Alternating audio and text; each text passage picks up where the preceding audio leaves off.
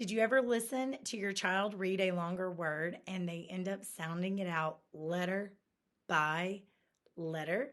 Stick around, that's what I'm talking about today.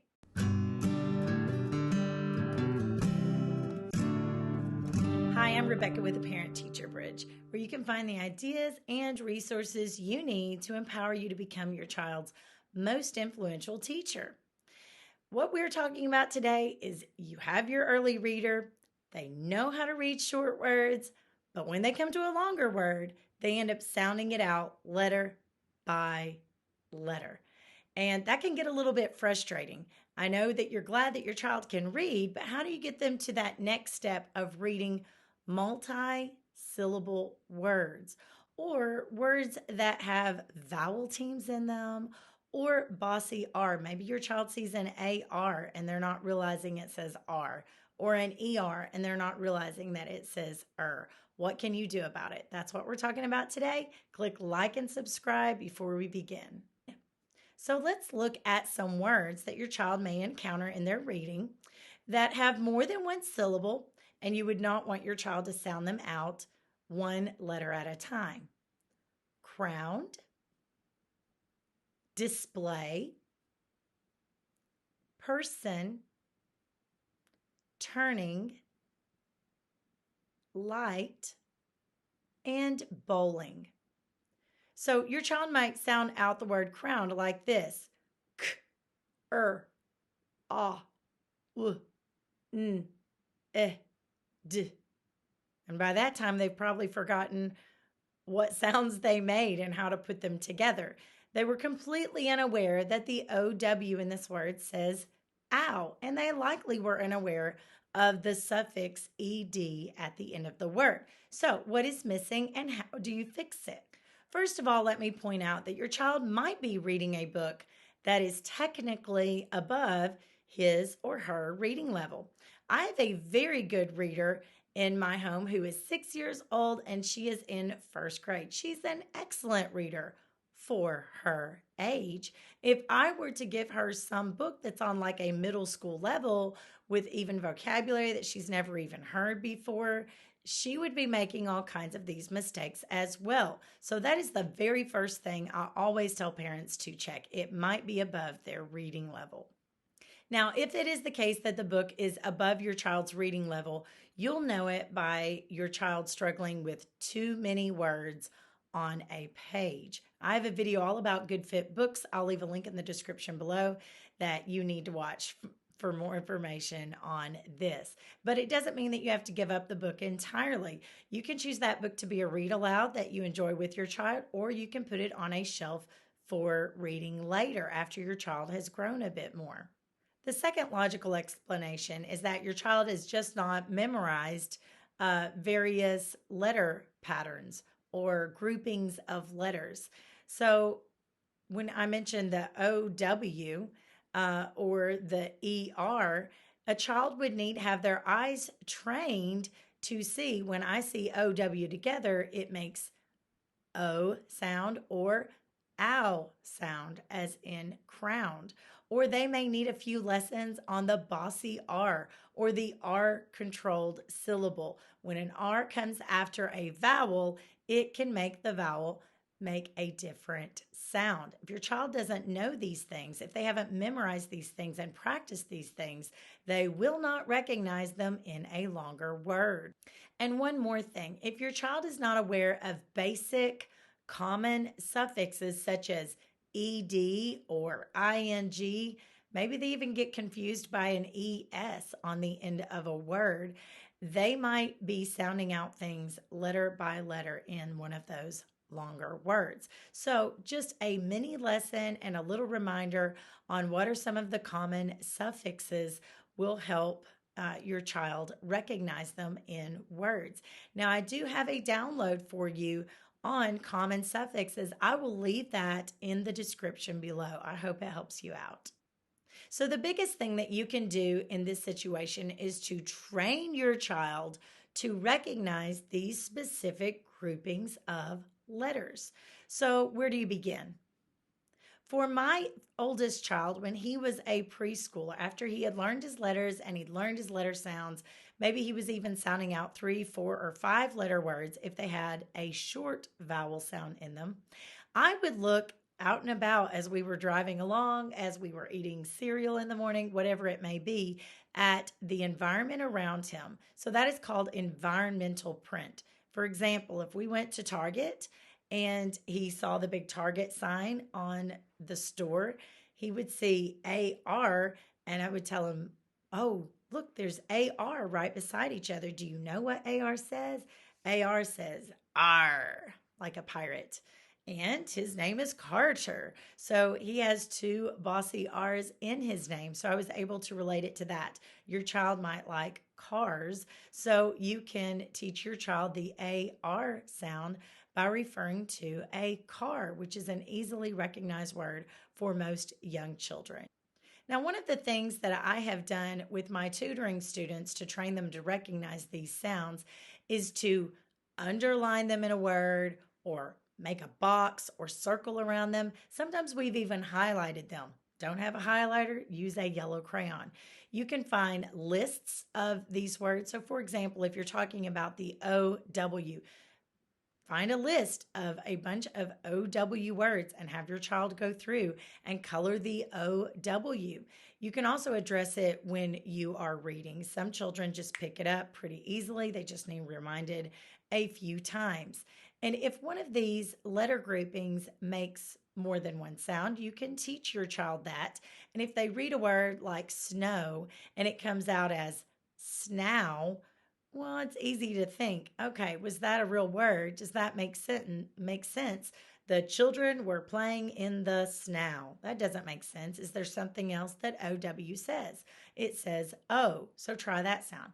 The children were playing in the snow. Aha, that makes sense. Now, I'm going to tell you about a method that I have used with many, many tutoring students, and I call it the post it note method. If I own a book, I don't mind writing lightly in it with a pencil, but oftentimes I use library books or, a book that a child brings from school to read. So I keep a stack of post-it notes handy because they won't damage the pages in the book. So when a child comes to a word they're stalled on, I try to coach them through it rather than telling them. That's a last resort for me. So I'll jot the word down on the post-it note very quickly, and then if there is a certain letter pattern they need to recognize, maybe it's a suffix like ing, I'll circle it. I'll underline the base word. Let's say the word is jumping. Okay, so I'll underline jump and I circle the ing. All of a sudden, that makes it easier to recognize the original base word and then add on the ing at the end. The same way for a word, for example, going back to OW, if a word is like crowned, I might circle the OW. And then I might also circle the ED at the end. And another common strategy I've mentioned before is just to take your thumb and cover up the suffix, and then all you'll see left is the base word. And it makes it a lot easier to read the base word and then add the suffix back on later. Then, when your child is done reading the book, they'll have a post it note there. So, if they stall on that same word again, to help remind them on how to break the word down. Now, if you're wondering about a little bit more intense practice on this, you can find workbooks with lists of words. You can print off lists of words online and do that highlighting method like I mentioned before. You just want to train your child to recognize them where it just pops off the page at them if they see any of these special letter groupings. I haven't necessarily had to go that intense with my own children, but I have practiced this with some of the children that I tutor who might have dyslexic tendencies. Don't forget, when you get sale papers and junk mail in your mail, that you can use these too before you throw them away. Allow your child to go on a scavenger hunt looking for some of these letter patterns.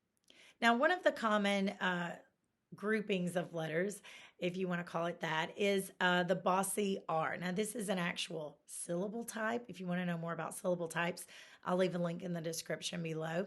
But I usually teach a mini lesson on the bossy R because they start appearing in those first and second grade level books. And children need to recognize them so that they're not splitting those apart. So, for example, in a word like morning, they need to see that OR says or. When I am teaching these special groupings, I always teach a key word and an image with them. So if I am teaching or, which is a word in and of itself, but I might use the word fork because you have f or k, which makes up the word. And then they see a image of a fork. Similarly, they might see the word bird. Now, the word bird often pops up in early children's books and even baby books, but you can see the IR in the middle of a word. That is a bossy R. And if your child understands the word and the picture that it goes with, they are more likely to remember the next time they see the IR that it makes the same sound that it does in the word bird. So, where do you find some of these letter groupings? Well, for my own children, I have used something incredibly handy. It's called the Reading Handy Helper. And it's not exhaustive, it's not meant to include every single thing, but it does include most of what your child is going to need through getting through this stage of reading when they are first encountering multisyllable words and these different sounds that groupings of letters make. So take a look at this. You can notice that I have an image for every sound. Look down. Can you find the word fork? Can you find the word bird? So, as you can see, the child is not reading the word, the child is finding an image on the page, and then they're seeing the letter grouping that goes with that image. Using the Reading Handy Helper has allowed my children to recognize more of these patterns in a shorter amount of time. In a school setting, a teacher might only teach 2 of these per week, so it can really take quite a long time for the children to start memorizing these with only seeing 2 of them a week. Plus, if there's not regular review, they may forget some of them that they learned several weeks ago. With the Reading Handy Helper, it's regular review. So you can put this in a sheet protector. You can print it off on cardstock in color. You can laminate it. What I used it for was when I would have sit down practice reading time with my early readers, and they could refer to that if they were stalled on a word. I might say, well, what does OU say? What sound does OU make? And they would go over there to where they see the OU on the Reading Handy Helper, and it would help them out.